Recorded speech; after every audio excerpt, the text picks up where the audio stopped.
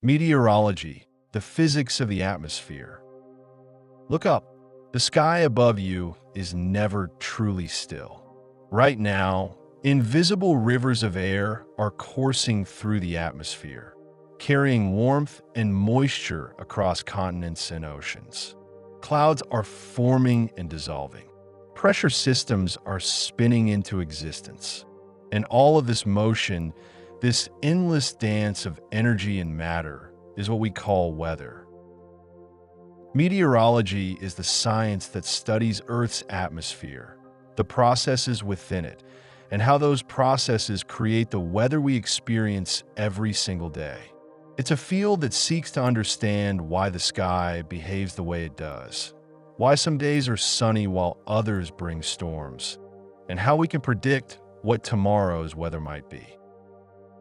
Most of meteorology focuses on a specific region of the atmosphere called the troposphere. This is the lowest layer, extending roughly 8 to 15 kilometers above the Earth's surface. It may seem like a thin shell when you consider the vastness of our planet, but this is where almost all familiar weather occurs. This is where clouds form, where rain falls, where winds blow, and where thunderstorms build. Everything we think of as weather happens in this relatively narrow band of air that clings to our planet's surface. Before we go further, it's worth pausing to consider where the word meteorology comes from, because its origins tell us something about how humans have tried to understand the sky for thousands of years. The word comes from the ancient Greek meteorologia, which combines meteoros, meaning high in the air or lofty, and logia, meaning the study of. The Greeks used the term meteora to describe anything observed in the sky, not just what we call meteors today, but all atmospheric phenomena: clouds, rain, wind, lightning, rainbows, even comets and shooting stars. The philosopher Aristotle wrote a treatise called Meteorologica around 340 BCE, one of the earliest attempts to systematically explain weather and atmospheric events. So when we use the word meteorology today, we're connecting ourselves to a tradition of sky watching that stretches back millennia, to people who looked up and wondered why. Meteorology sits within a broader family of sciences known as the atmospheric sciences. This family includes atmospheric physics, which explores the fundamental physical laws governing the atmosphere; atmospheric chemistry, which examines the composition and chemical reactions in the air around us; and climatology, which studies long-term weather patterns and how they change over decades and centuries. Each of these fields overlaps and informs the others, but meteorology remains focused on understanding and predicting the weather itself. To understand why weather exists at all, we need to talk about energy. The sun is the ultimate driver of weather. Every morning, sunlight streams across millions of kilometers of empty space and strikes the surface of our planet. But it doesn't strike evenly. The equator receives more direct sunlight than the poles. Oceans absorb heat differently than land. Forests and deserts and ice sheets all respond to sunlight in their own ways. This creates an uneven heating pattern across Earth's surface. And here's where weather begins. When one part of the atmosphere is heated more than another, temperature differences arise. These temperature differences create pressure differences. Warm air is less dense and tends to rise, creating areas of low pressure. Cool air is denser and sinks, creating areas of high pressure. Air naturally flows from high pressure toward low pressure, seeking to balance itself out. This movement of air is what we call wind. But there's another force at play, one that adds complexity and beauty to the atmosphere's behavior. Earth is rotating. It spins once every 24 hours, and this rotation has a profound effect on anything that moves across its surface, including air. This effect is called the Coriolis effect. As air moves from high pressure to low pressure, Earth's rotation deflects it to the right in the northern hemisphere and to the left in the southern hemisphere. This deflection organizes global wind belts, shapes storm tracks, and creates the large-scale circulation patterns that distribute heat and moisture around our planet. Without the Coriolis effect, weather would be far simpler and far less interesting. So we have the basic mechanism. Uneven heating creates temperature and pressure differences. Air moves to balance those differences, and Earth's rotation organizes that movement into patterns. But how do meteorologists actually describe and measure weather? What are the fundamental ingredients they track? Meteorologists focus on a set of core variables that, together, describe most of what we experience as weather. There's temperature, which tells us how much heat energy the air contains. There's air pressure, the weight of the atmosphere pressing down on a given location. There's humidity, the amount of water vapor in the air. There's wind speed and direction, describing how fast the air is moving and where it's coming from. And there's precipitation, the water falling from the sky as rain, snow, sleet, or hail. These variables don't exist in isolation. They interact constantly. A change in temperature can affect pressure. A change in humidity can lead to cloud formation. Changes in pressure can drive wind. And when these variables shift together across a region, we get fronts, storms, heat waves, cold snaps, and clear skies. Understanding how these variables relate to each other is the key to understanding weather. Let's zoom out for a moment and look at the structure of the atmosphere itself. We've already mentioned the troposphere, where weather lives. Above the troposphere lies the stratosphere, extending from about 15 to 50 kilometers above the surface. The stratosphere is home to the ozone layer, that vital shield that absorbs harmful ultraviolet radiation from the sun. Interestingly, temperature in the stratosphere actually increases with height, the opposite of what happens in the troposphere. This temperature structure has important effects on weather below, influencing jet streams and the behavior of large-scale storm systems. Higher still are the mesosphere and thermosphere, layers where the air becomes so thin that weather as we know it cannot exist. These regions matter for satellites, space weather, and atmospheric research, but they play little direct role in the day-to-day weather we experience at the surface. Now, how do meteorologists actually do their work? How do they transform atmospheric observations into the forecasts we see on our phones and hear on the radio? It starts with data. Meteorologists gather information using an impressive array of instruments. Thermometers measure temperature. Barometers measure air pressure. Hygrometers measure humidity. Anemometers measure wind speed and direction. Rain gauges collect and measure precipitation. But surface observations are only part of the picture. Weather balloons, also called radiosondes, carry instruments high into the atmosphere twice a day from hundreds of locations around the world, measuring temperature, pressure, humidity, and wind at different altitudes. Weather radar sends out pulses of energy and detects the echoes bouncing back from raindrops, snowflakes, and hailstones, revealing the structure and intensity of precipitation.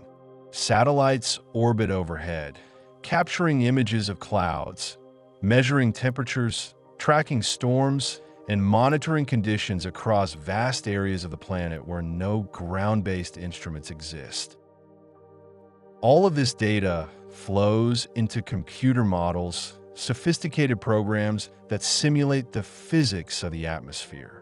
These models divide the atmosphere into a three-dimensional grid and calculate how temperature, pressure, wind, and moisture will change over time at each point in that grid. The calculations are staggeringly complex, requiring some of the most powerful supercomputers in the world.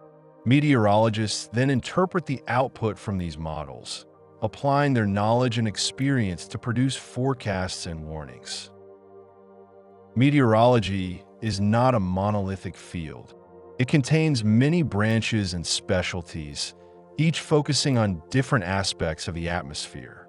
Synoptic meteorology and mesoscale meteorology study weather systems at different scales, from large cyclones and fronts that span thousands of kilometers to individual thunderstorms and squall lines. Physical meteorology examines the fundamental processes, how radiation moves through the atmosphere, how heat is transferred, how clouds form, how aerosols interact with light, and how precipitation develops. Hydrometeorology focuses on the relationship between weather and the water cycle, studying how precipitation becomes runoff, how rivers respond to rainfall, and how floods develop. There's often confusion between two closely related terms, meteorology and climatology. It's worth taking a moment to clarify the difference. Meteorology focuses on short-term atmospheric behavior. Meteorologists ask questions like, will it rain tomorrow? How strong will this storm be? When will the cold front arrive? They're concerned with weather over hours, days, and weeks. Climatology, on the other hand, studies long-term patterns, averages, and extremes over decades and centuries. Climatologists ask different questions. What is the average rainfall in this region during July? How have temperature patterns changed over the past 50 years? What are the trends in extreme weather events? Both fields rely on the same observations and often use similar models, but they operate on different timescales and ask fundamentally different questions about the atmosphere. Sometimes the atmosphere becomes violent. Extreme and severe weather events are among nature's most powerful displays of energy. Thunderstorms form when warm, humid air rises rapidly, often triggered by heating from the sun or by the collision of air masses with different temperatures. As the air rises and cools, water vapor condenses, releasing latent heat that fuels further rising motion. In the right conditions, these storms can intensify into severe thunderstorms, producing large hail, damaging straight-line winds, and tornadoes. Tropical cyclones, known as hurricanes in the Atlantic and typhoons in the Western Pacific, are among the most destructive weather phenomena on Earth. They draw their energy from warm ocean water, typically requiring sea surface temperatures of at least 26 degrees Celsius. As moist air spirals inward toward the storm's center, it rises and releases enormous amounts of heat. This creates a self-sustaining system that can produce sustained winds exceeding 200 kilometers per hour, along with devastating storm surge and flooding rainfall. In winter, different kinds of storms dominate. Winter storms form where sharp temperature contrasts meet abundant moisture, often along coastlines or in regions where cold Arctic air clashes with milder air from lower latitudes. Nor'easters, which affect the eastern coast of North America, can produce blizzard conditions, paralyzing cities and causing coastal flooding. These storms may lack the raw wind intensity of tropical cyclones, but their combination of heavy snow, high winds, and large geographic extent makes them formidable events. Amid all this discussion of physics and systems and storms, there are moments of wonder, facts about the atmosphere that surprise even those who study it. Consider clouds. They appear light and ethereal, drifting peacefully across the sky. Yet collectively, they act as mobile reservoirs carrying staggering amounts of water. Globally, around 1 billion tons of water falls as precipitation every minute. Think about that. Every 60 seconds, A billion tons of water transitions from vapor and cloud droplets into rain and snow, nourishing ecosystems, filling rivers, and shaping landscapes. The wettest regions on Earth are found near the equator, where intense sunlight drives powerful evaporation and rising air creates persistent clouds and rainfall. But some of the driest places on Earth defy our intuitions. We typically think of deserts as hot, sandy places, but dryness is simply a lack of precipitation. By that definition, parts of interior Antarctica qualify as deserts. Despite being covered in ice kilometers thick, some Antarctic valleys receive almost no precipitation at all, making them among the driest locations on the planet. Why does meteorology matter? Why invest resources in studying and predicting the weather?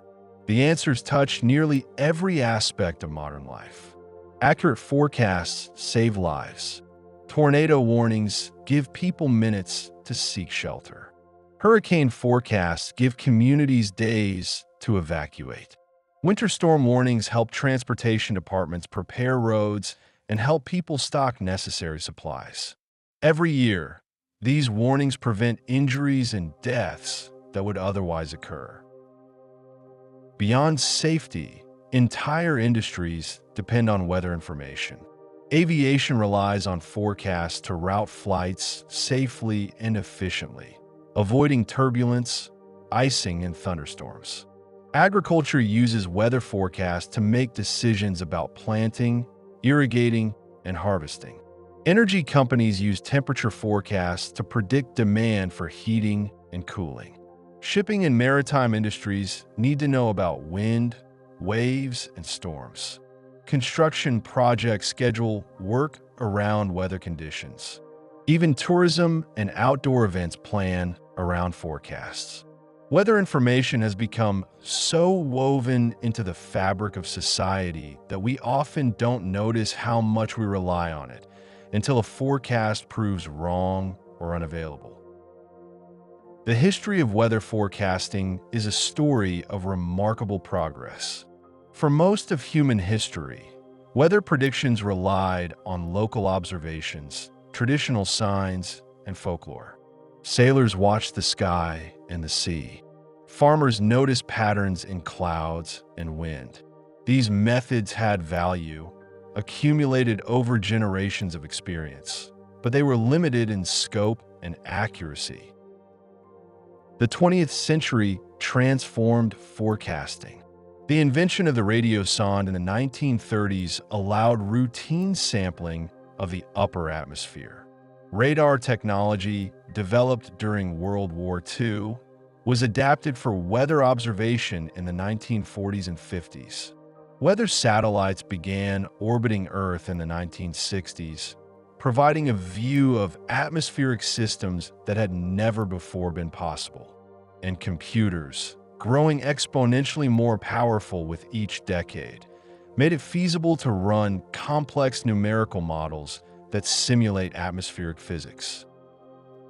Today, we have global observation networks feeding data from every continent and ocean into sophisticated modeling systems. Forecasts that once extended only hours into the future now routinely provide useful information 7 to 10 days ahead. Hurricane track forecasts have improved so dramatically that today's 5-day forecast is more accurate than the 1-day forecast was 40 years ago. This progress represents decades of scientific work, technological innovation, and international cooperation. As we close, take a moment to appreciate what meteorology represents. It's a science born from necessity and curiosity, from our need to anticipate what the sky will bring and our desire to understand why.